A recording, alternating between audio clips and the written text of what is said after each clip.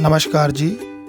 नवोदय विद्यालय में प्रवेश परीक्षा के लिए फॉर्म निकल चुके हैं, जिसमें आपको ऑनलाइन फॉर्म भरना है और उसके अलावा और किन किन बातों का ध्यान रखना है, क्या क्या डॉक्यूमेंट्स की रिक्वायरमेंट होगी, क्या क्या महत्वपूर्ण बातें हैं, उन सब के बारे में हम इस वीडियो में चर्चा करेंगे। सबसे महत्वपूर्ण बात यह है कि इस परीक्षा की लास्ट डेट 31 जनवरी 2023 है। जब तक आपको फॉर्म भर देना है और आपको navodaya.gov.in इस वेबसाइट पर जाके ये फॉर्म भरना है, इस बात का ध्यान रहे। इस वेबसाइट पर आपको प्रोस्पेक्टस भी मिल जाएगा, जिसमें सभी जानकारी दी गई हैं कि आपको कौन कौन से डॉक्यूमेंट लगाने हैं, परीक्षा तिथि तथा अन्य सभी जानकारी। तो आइए हम आगे और जानकारी महत्वपूर्ण जो भी हैं वो लेते हैं। आइए अब सभी महत्वपूर्ण डॉक्यूमेंट्स के बारे में जानकारी लेते हैं। सबसे पहले एक स्टडी सर्टिफिकेट आपको लेना है और ये आपको अपने विद्यालय के मुख्याध्यापक से भरवाना है। इसको पूरी तरह से भरवाने के बाद आपको इस पे अपने स्वयं के साइन करने हैं और अपने माता पिता के साइन करवाने हैं। उसके बाद आपको इस पर अपने मुख्याध्यापक के साइन करवाने हैं और स्कूल की स्टैंप लगवानी है। इस कार्य को करने के बाद आपको इस डॉक्यूमेंट को नवोदय विद्यालय की वेबसाइट खोलकर उसमें अपलोड करना है।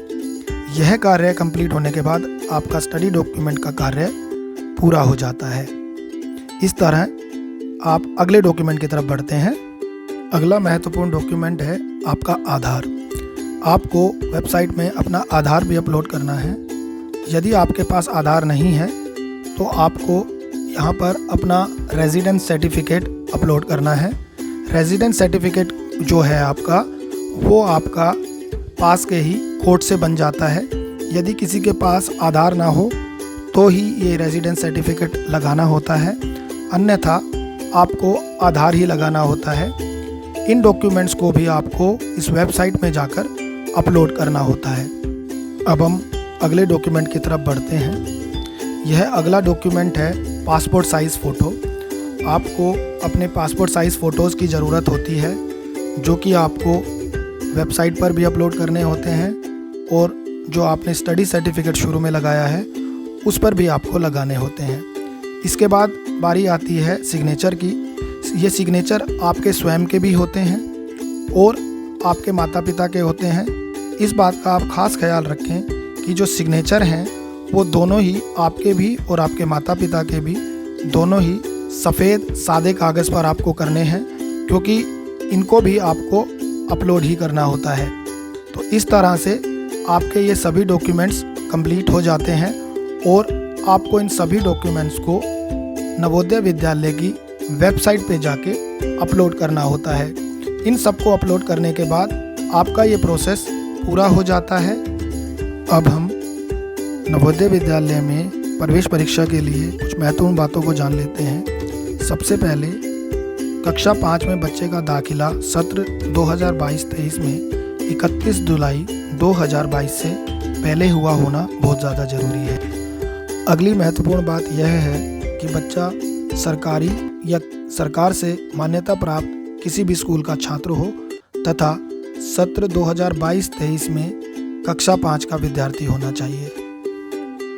इसमें एक बात का ध्यान रखना बहुत ज़रूरी है कि कक्षा 5 के रिपीटेड स्टूडेंट और नवोदय की परीक्षा पहले दे चुके बच्चे का दाखिला इस प्रवेश परीक्षा को देने के बाद भी नहीं होगा। वो बच्चा इस प्रवेश परीक्षा को देने के योग्य नहीं माना जाएगा।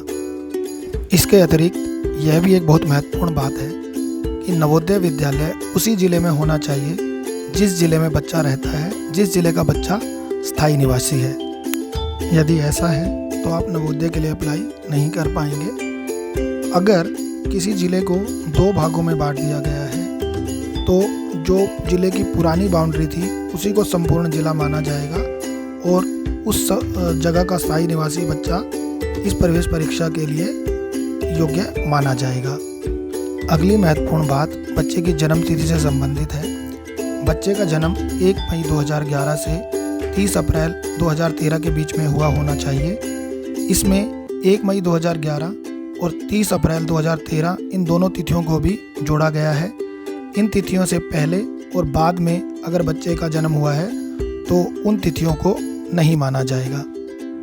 अगली बात बहुत ज़्यादा ध्यान देने योग्य है कि वेबसाइट पर जो भी आप डॉक्यूमेंट्स अपलोड करने वाले हैं उन सब का आकार 10 KB से 100 KB तक के बीच में होना चाहिए और यह JPG फॉर्मेट में ही होना चाहिए। अगर आप इन बातों का ध्यान रखेंगे तो आप सभी परेशानियों से बच सकते हैं।